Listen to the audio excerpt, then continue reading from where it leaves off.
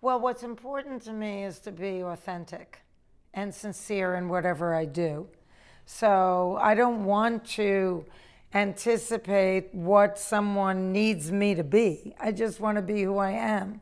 And I think that I have all the qualifications necessary to lead with aplomb. So, you know, and it may make you uncomfortable if you're not used to that, but so be it. I kept seeing things that this had meaning for, bigger than the sum of its parts.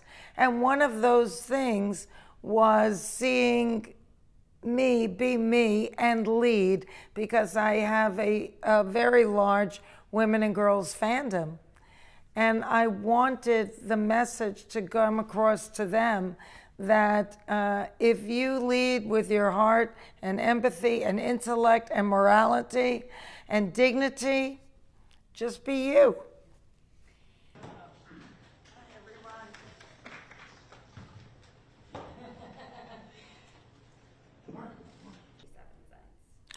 Why? I don't know why.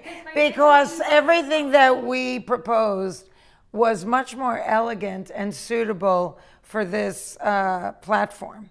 But having said that, you know, you could bring a horse to water, but you can't make him drink. So they understood that something needed to be done, or we weren't going to make a deal. And they powwowed amongst themselves and figured out that because not everybody is fully entrenched in streaming and they're all at different levels of success or failure, that this felt like they could manage that. So they leaned pretty far because they were willing to accept that a new stream of revenue had to be established. And after numerous tries and them walking out, we decided to try and make their suggestion or their formulation work for us.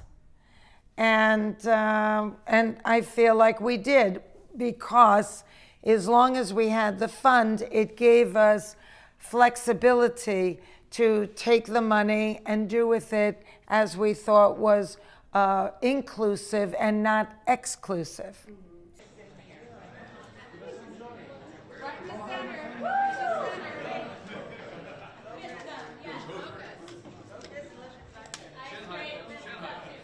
Well, the caveat to the consent is that it's only for the one job.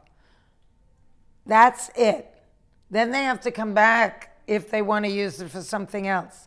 So that's kind of huge. Okay, there's no in perpetuity. No, they don't. It's not theirs for that purpose. It's for the one job. And unless you're doing one of these trilogies like Lord of the Rings, where they're shooting everything all at the same time, they may ask you, if they need AI in the beginning, that we need you to agree to all three of these, but it's not so simple. They have to jump through a few hoops. They have to be very specific about the story, about the scenes, you know, because we thought, well, you know, I'm not going to say yes and then find out in picture 3, I'm like doing things that I don't approve of or that I wouldn't have taken this part over. So, you know, we have very smart people that are making sure that every T is crossed and every I is dotted. That's great.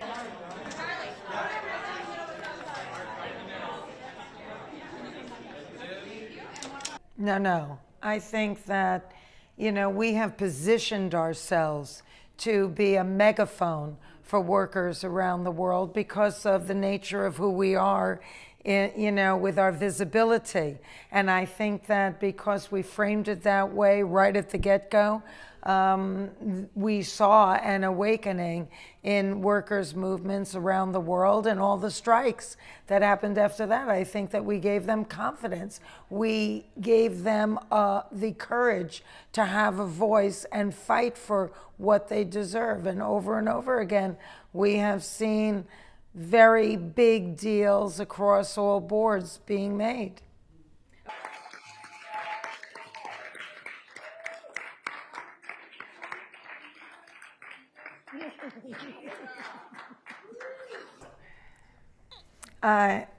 Yes, I mean, technically I would call myself a Buju.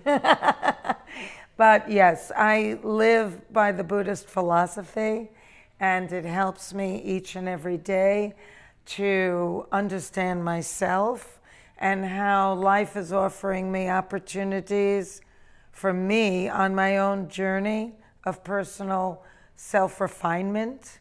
So when something is happening that I'm getting like a knee-jerk reaction to, rather than have a reflexive response, I'm mindful enough at this point to say, now, why is this being presented to me? And what do I need to fix in myself to get ego out of the way, to get histrionics out of the way, and really just try and understand what is happening here. And can I live with somebody that's with me but not on the same page with me? Can we both share the same space?